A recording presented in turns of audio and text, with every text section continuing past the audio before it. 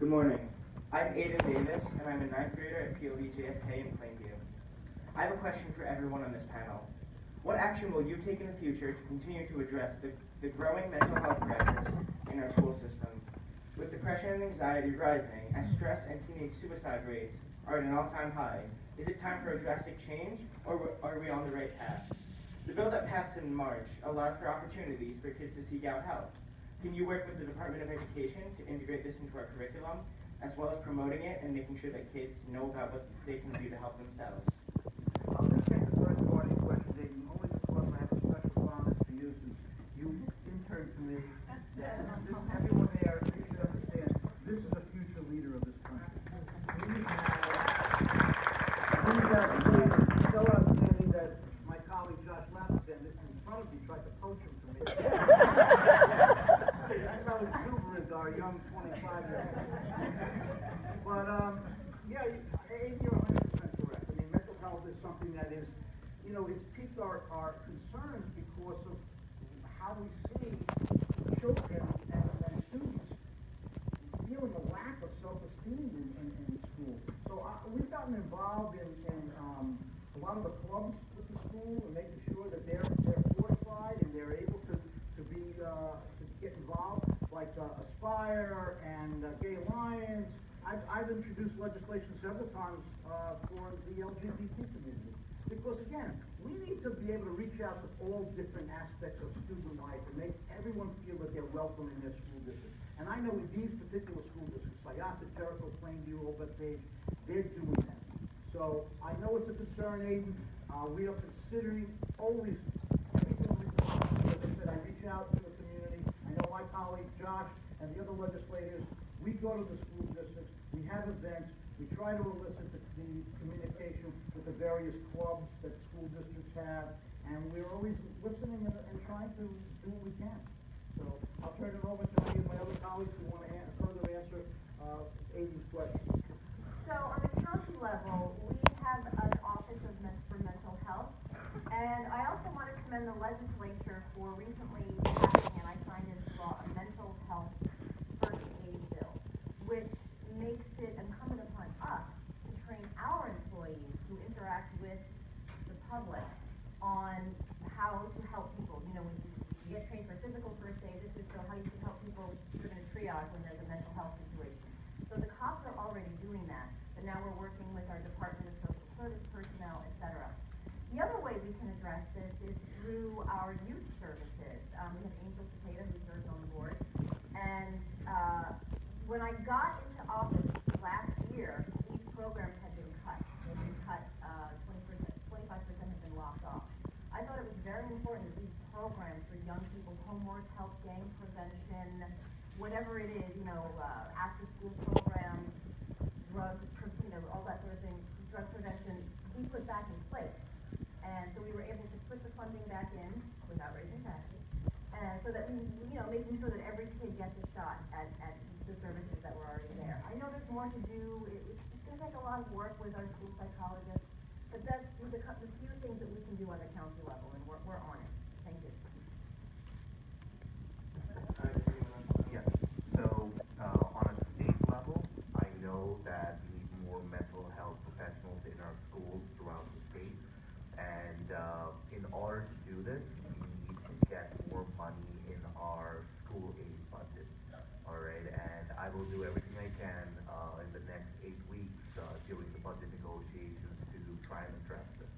Because yes, we can sit here and talk about all the programs that we want, but it's just going to be an unfunded mandate, and we need to fund these programs. So we need therapists in schools. We need these programs that can help kids, because we can ban guns all we want, but there's still this mental health issue out there, and we need to address it. And we have the money; it's just a matter of trying to negotiate it on the correct budget line and getting it to the schools. So I'll just kick in on schools. I reinforce what the senator has said. The idea is that having another mandate is not helpful to us. So just saying, let's do it, but let's, I would like to quote Bob Lawrence, who's a counsel at the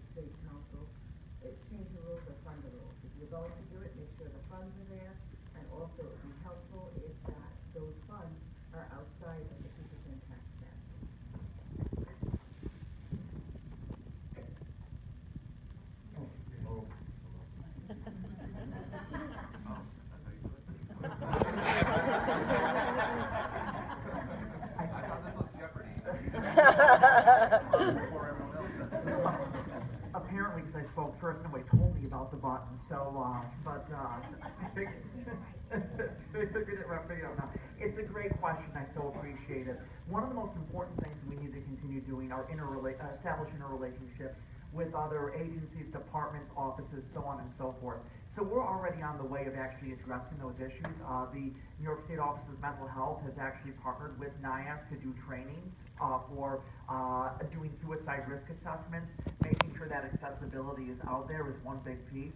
I recommend another partnership that my association, NIAS, has joined with NISBA, the New York State School Board Association, to create a publication called Sound Mind about students accessing mental health service supports.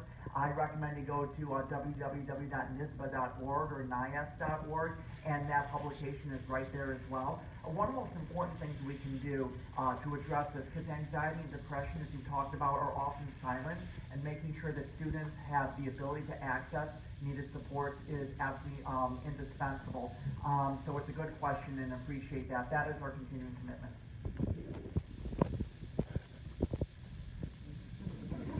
Okay. How to follow the rules when you're in school. Aidan, I think it's great that you're interning at the county level, but the state level is a little bit higher. We're just saying that obviously you're going to have a great future. I just really want to echo what has been said, and Senator Thomas as well. We can't just mandate. We have to provide resources. And again, I think my primary role is to provide the resources to the schools, to the municipalities, to not-for-profits in some cases to help, deal with these issues, especially the mental health issue.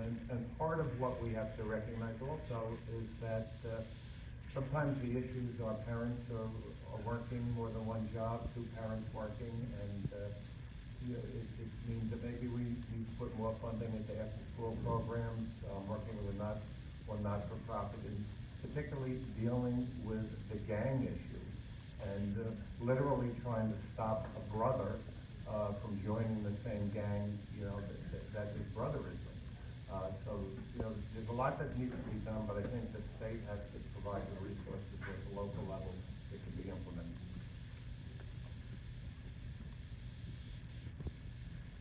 So, Legislator Drucker was incorrect. I did do a kid. And I'm looking forward to you working in my office this summer, and Artie can come visit from down the hall. It's a short commute from the west of the west wing. Aidan, first of all, as a millennial, I believe you're now Gen Z. When Legislator Drucker said the future is in good hands, he was speaking about you.